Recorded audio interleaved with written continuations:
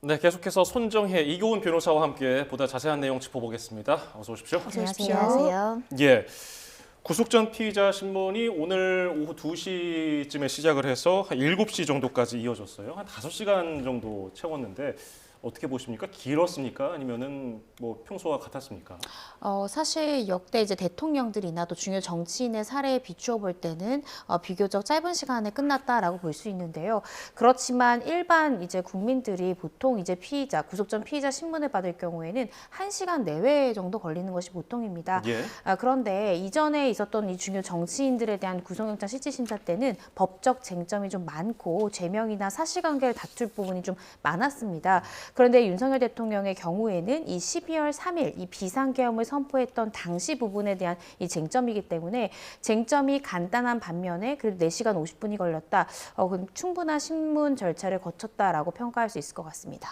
네, 그렇다면 현직 대통령이기 때문에 더 오래 걸린 건지 아니면은 뭐 과거의 대통령들보다는 좀 짧은 편이었는지 말씀을 조금 해주시죠. 네, 말씀하신 것처럼 박근혜 전 대통령 사건 때의 영장실질심사 과정을 살펴보더라도 그 당시에 박근혜 전 대통령이 받은 혐의가 18가지입니다. 그러니까 현재는 윤석열 대통령에게 적용되는 주된 혐의가 2가지로 추려진다고 했을 때 범죄의 숫자와 그 양은 확실하게 윤 대통령이 좀 더 압축적이고 어떻게 보면 좀 감명한 범죄이다 이렇게 말씀드릴 수 있고요. 다만 감명한 범죄라고 하더라도 성립 유부나 범죄의 소명 여부 그리고 그와 관련한 여러 가지 구속 사유의 상당성, 필요성을 심사하는 데는 국가적인 중대한 관심사이기도 하고 또 역사적인 사건인 만큼 검사 측 또 피의자 측에서 변론할 이야기가 굉장히 많았던 것으로 보이고 다양한 의견들이 개진됐던 것으로 보입니다. 특히 비상계엄을 할 수밖에 없었던 동기와 관련해서도 굉장히 충돌되는 의견들이 개진된 걸로 봐서는 상당 부분 시간이 다소 소요됐다라는 측면을 가질 수 있고 특히 피의자 본인에게 40분의 시간을 허용했다는 것은 재판부 그러니까 담당 판사 입장에선 충분한 방어권을 보장했기 때문에 이렇게 시간이 다소 소요됐다라고 평가할 수 있을 것 같습니다. 예, 윤석열 대통령이 40분 정도 직접 발언을 했다고 알려져 있는데 이게 오늘 구속심사에 어느 정도 영향을 줄 거라고 보시는지요? 보통은 피해자 본인이 출석해서 진술하는 것이 더 판사에 대한 호소력이 좀 짙다라고 보시면 될 것 같습니다. 아마 그 부분도 윤석열 대통령이 본인의 변호인과 논의를 해서 직접 비상계엄을 선포한 당사자이기 때문에 왜 내가 정당하게 판단을 해서 이러한 선포를 했는지를 변호인의 입을 빌어서 이야기하기보다는 본인이 직접 이야기를 하고 설명을 하는 게 조금 더 이 판사에게 호소력이 짙을 수 있다 이렇게 판단했다라고 보여지고 그래서 40분 동안 이 계엄을 선포했을 때의 나의 정당성 그리고 왜 이것이 필요했는가에 대해서 윤석열 대통령이 이야기한 것으로 지금 보도가 나오고 있고 예. 또 윤석열 대통령의 변호인은 이 공수처에서 주장하고 있는 구속의 필요성 그러니까 이 재범의 위험성이랄지 증거인멸에 대한 우려를 공수처에서는 여러 가지 쟁점을 얘기했습니다. 근데 이 부분에 대해서 사실관계와 다르다라고 반박을 한 것으로 알려져 있습니다. 네, 알겠습니다. 윤석열 대통령이 방금 말씀해 주신 것처럼 약 40분 동안 이야기를 했다고 했는데요. 윤 대통령 측 변호인은 이 비상계엄의 정당성 또 내란죄 불성립에 관해서 직접 설명하겠다 뭐 이런 이야기를 사전에 했었습니다. 40분 동안 그럼 어떤 논리로 직접 이야기를 했을 거라고 보십니까? 구체적으로 알려지진 않았지만 추정해 보건대 공수처에 수사 나가기 전에 국민께 드리는 글이라고 자필 편지를 수장 작성해서 공개한 바가 있습니다. 예. 아마 그 내용을 축약해서 40분간 직접 판사님께 내가 비상계엄을 선포했던 동기와 이 비상계엄의 형식을 들어서 국민들에게 호소하는 목적이었다라는 걸 설파하지 않았을까 생각이 들고요. 그 글에 대한 주된 요지는 이런 겁니다. 예를 들면 야당의 행포라든가 부정선거의 문제 때문에 이 법치의 시스템이 무너지고 있기 때문에 대통령의 고유 권한으로서 이 비상계엄을 했던 것이고 이 비상계엄은 소규모의 미니 병력이라고 표현을 했는데 작은 인력만으로 단시간 계엄을 했었기 때문에 이 계엄의 위험성을 내란죄로 평가할 수 없고 대통령의 고유 권한이기 때문에 처벌할 수 없다.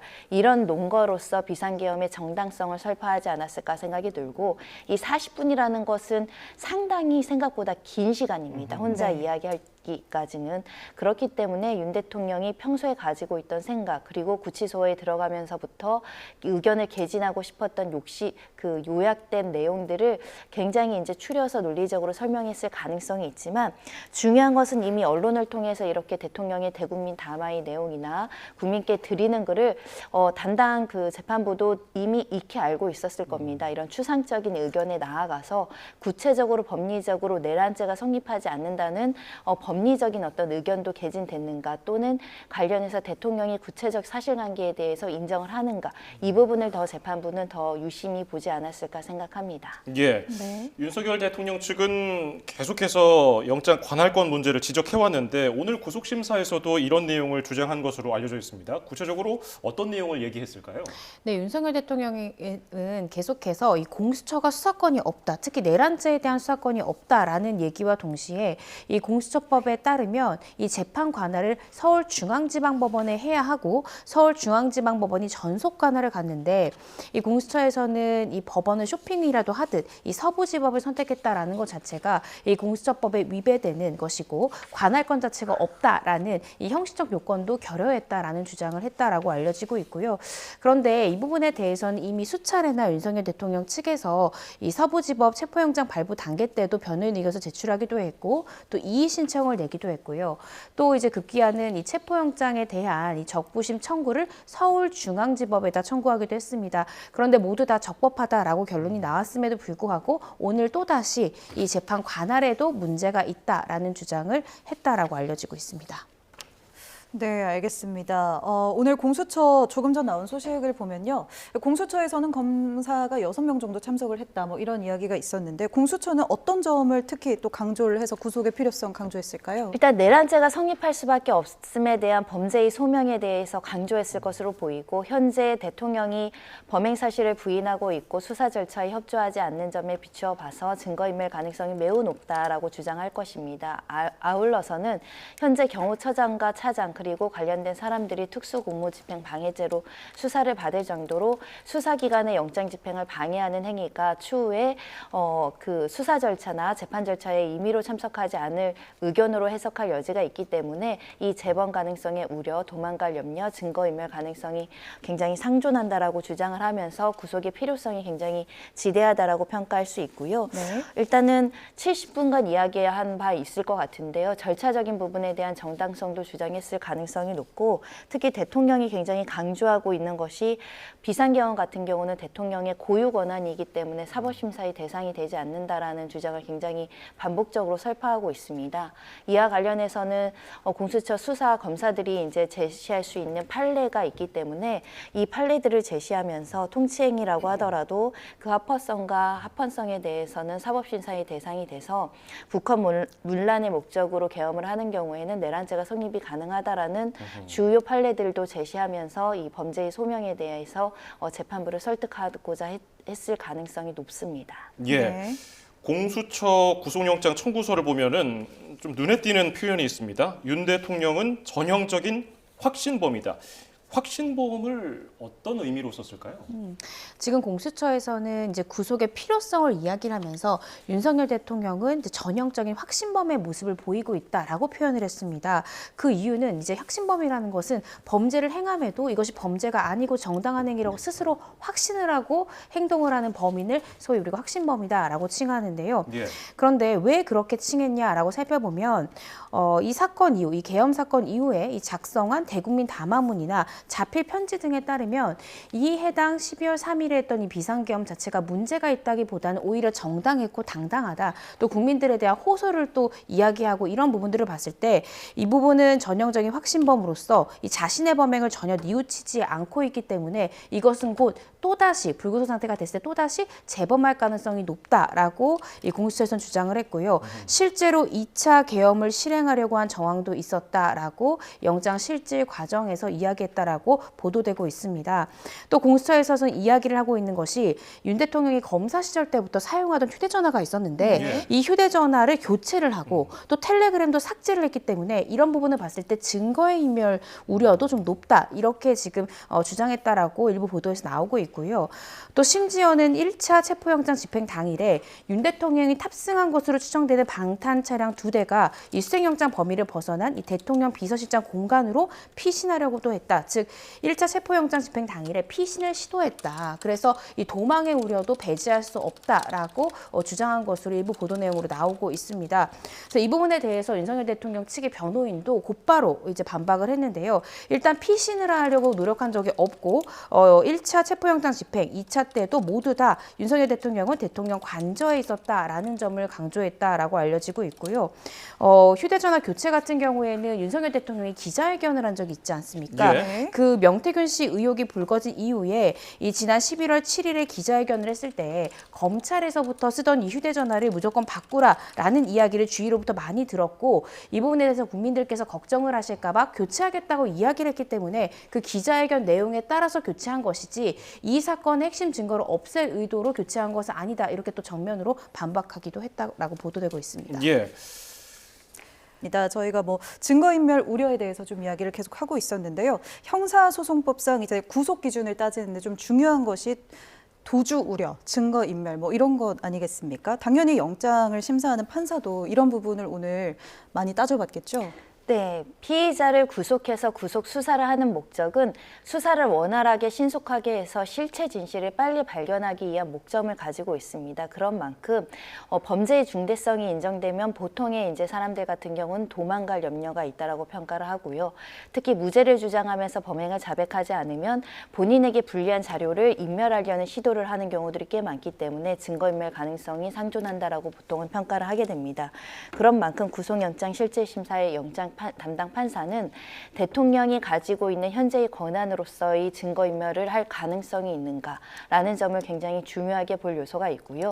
특히 근래에 이르러서 수사의 소환에 불응하고 소환에 응하지 않는 형식으로 경호처 직원들이 무력 충돌 위기를 발생했기 때문에 향후에도 이 부분이 재발 가능성이 있는지를 유심히 볼 겁니다. 왜냐하면 구속영장을 발부를 하지 않고 기각했을 경우에 재판 절차가 원활하게 이루어질 수 있는가에 대한 고민을 할 여지가 있기 때문에 결국 피의자의 태도와 향후의 수사와 재판 과정에서 협조적으로 나올 것인가가 굉장히 중요한 요건이 될 가능성이 있기 때문에 현재 대통령 측에서 공수처의 수사 주체를 인정하지 않는다거나 이 소환 조사에 적극적으로 협조하지 않는 태도는 불리하게 작용할 가능성이 있다라고 말씀드릴 수 있고요.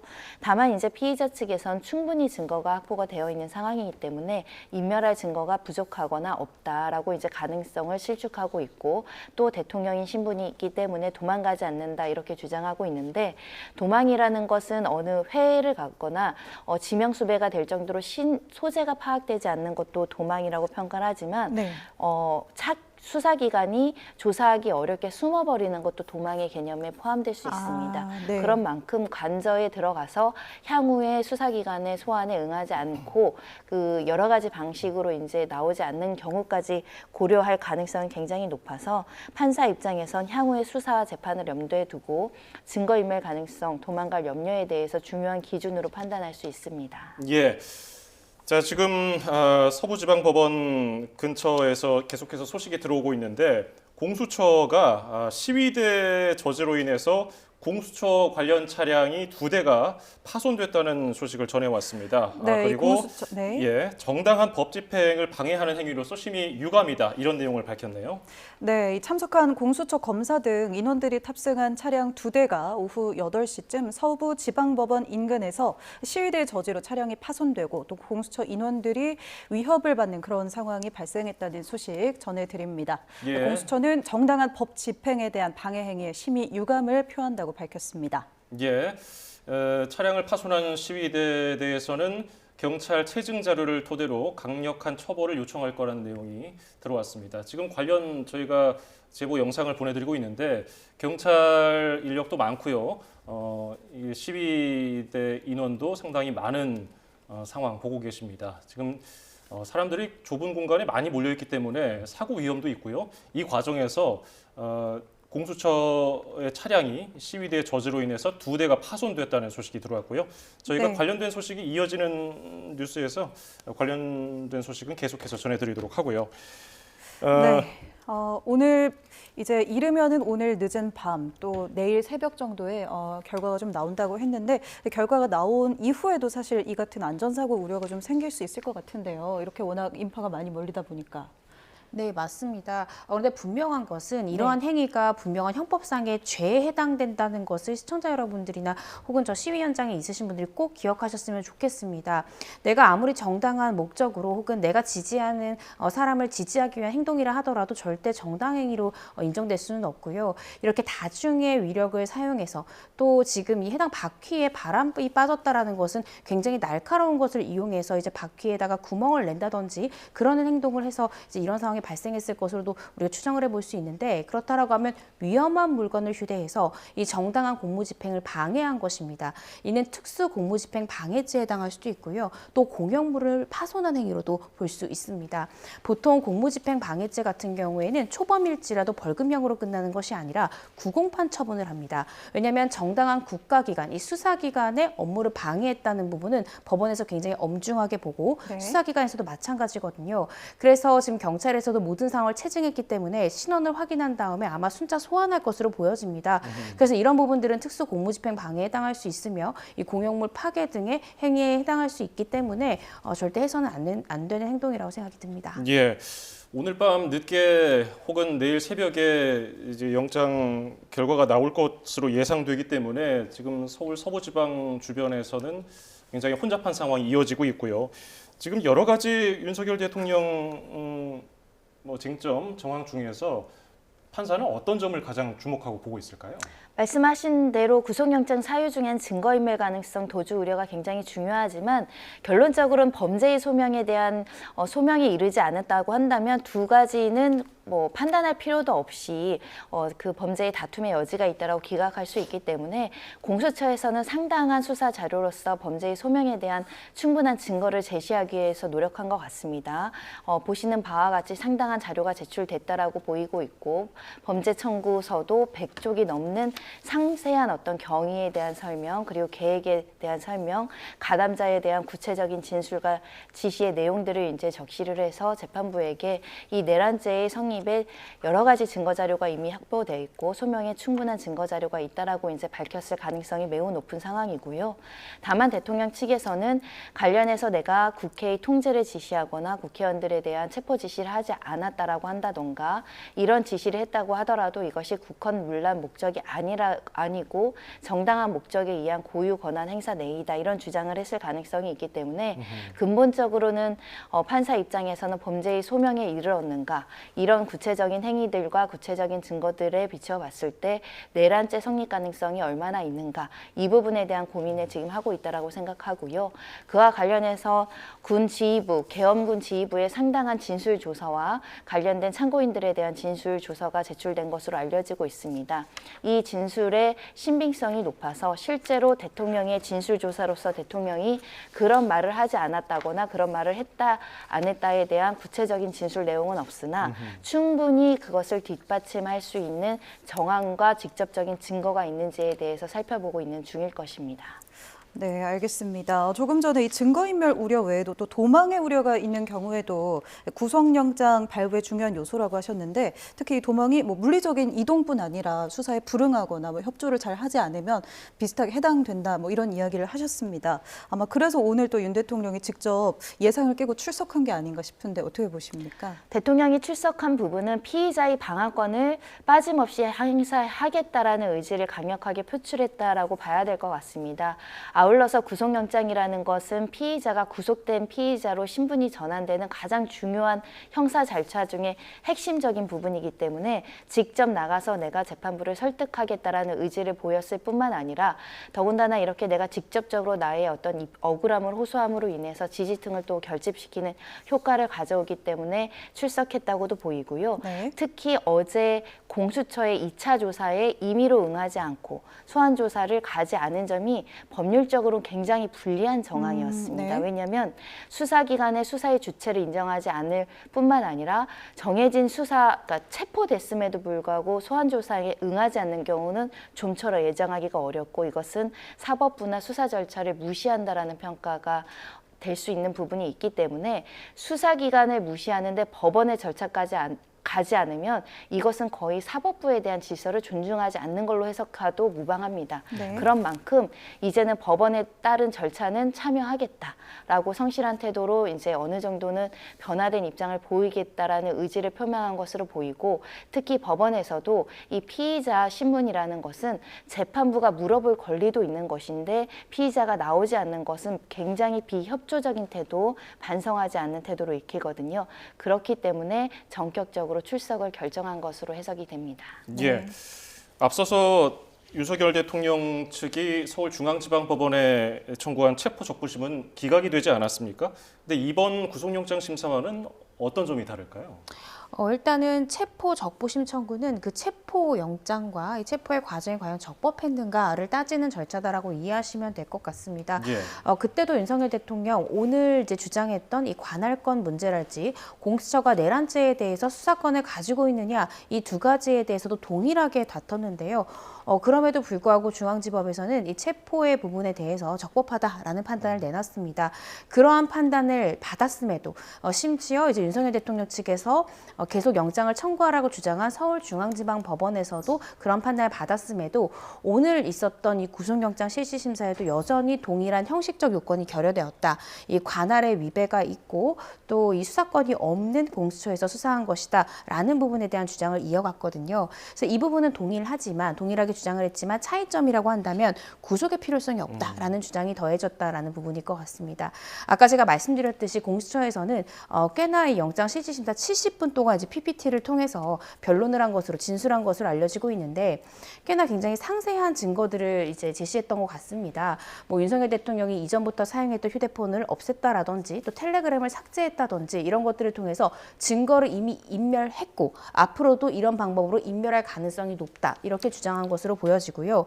또 여러 가지 이제 1차 체포영장이 집행됐을 때 어떤 피신을 시도하려 했다라는 정황까지도 이야기함으로써 이 도망할 우려가 높다라는 것까지도 구체적으로 이야기를 했고 이 부분에 대해서 윤석열 대통령은 구속의 필요성이 없다. 재범의 위험성은 전혀 사실 무근이고 또 이러한 피신을 시도한 적이 없으며 또 이 핸드폰을 바꾼 부분은 대국민을 대상으로 한 기자회견에서도 내가 이야기를 하고 바꿨기 때문에 이 부분은 이 수사에 대한 뭐 어떠한 증거를 없애려는 의도나 이런 것은 전혀 아니다라고 전면으로 반박을 했습니다.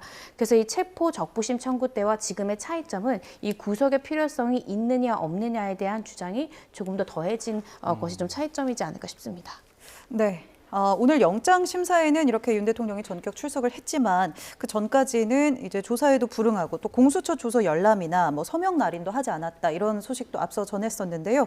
이 같은 내용도 이제 법원에 제출돼서 오늘 영장 실질 심사를 하게 되는 판사가 다 확인을 하게 되는 부분이죠. 그렇습니다. 피의자 신문 조서가 단 한 개가 나와 있기 때문에 단 한 개인 피의자 신문 조서 그 날인이 없다고 하더라도 수사기관이 수사 자료로서 제출하면서 수사기관의 수사에 적극적으로 응하지 않고 구속 수사를 하지 않으면 앞으로 이 수사 절차도 제대로 진행되지 않을 수 있다라는 것을 밝히기 위해서라도 이 조서는 제출됐을 가능성이 매우 높고 제출돼야 되는 서류이다 이렇게 말씀드릴 수 있고요. 네. 현재 대통령 측의 입장은 체포 적부심 기각 이후로 좀 많이 변화가 있는 것 같습니다. 그러니까 확실하게 관할에 대한 위반이 굉장히 크고 수사의 주체가 아님에도 불구하고 불법 수사라는 점이 굉장히 확신을 가지고 주장을 하다가 재판부가 여러 차례, 그러니까 한 번은 서부에서 한 번은 중앙에서 기각을 함으로 인해서 이 주장이 실효성이 없다라고 그 생각의 전환이 이루어지고 이 생각의 전환이 이루어지면 자칫하다가 법원의 결정을 존중하지 않는 피의자로서 이 굉장히 불리하게 작용할 수 있다라는 전략적 판단을 한 것으로 보이고요. 앞으로 대통령의 운명은 구속영장을 발부할지 말지도 판사가 판단하게 되고요. 내란죄가 성립하는지 안 성립하는지도 최종적으로 판사가 판단하는 겁니다. 그럼에도 불구하고 사법부의 결정을 작은 어떤 신청이나 결정 단계라고 하더라도 존중하지 않는 태도는 사법부에 대한 도전으로 읽힐 가능성이 있고 특히 이 점을 굉장히 대통령 측에서 조심해야 됨에도 불구하고 같은 실수를 여러 번 하는 것이 오늘도 석동현 변호사가 출석을 하면서 대통령에게 이런 절차에 대해서 실수한 거를 만회할 기회를 주겠다는 취지로 발언을 하고 들어갔거든요. 예. 그러니까 법원이 잘못을 했다라는 잘못된 생각으로 그걸 바로잡을 기회를 주겠다라고 표현하는 것은 사법부의 권위를 존중하지 않는 겁니다. 그런 만큼 그런 발언은 신중하게 할 필요가 있을 뿐만 아니라 그런 인식을 갖고 있기 때문에 포고령에 또는 관련해서 현직 판사를 체포하려는 시도를 했다라는 의혹을 받고 있지 않습니까? 네. 이 절차가 모두 다 대통령으로서의 헌법 질서를 수호할 책임을 방기하고 이 사법부에 대한 기본적인 존중이 없다라는 평가가 된다면 탄핵 심판에도 불리하게 작용할 여지가 있고 법원에서 이루어지는 모든 절차에서 굉장히 부정적인 인식을 네. 또는 선입견을 가지게 할 수 있기 때문에 최대한 피의자 입장에서는 법원을 존중하는 태도가 굉장히 중요한 시점이다라고 말씀드리고 싶습니다. 예.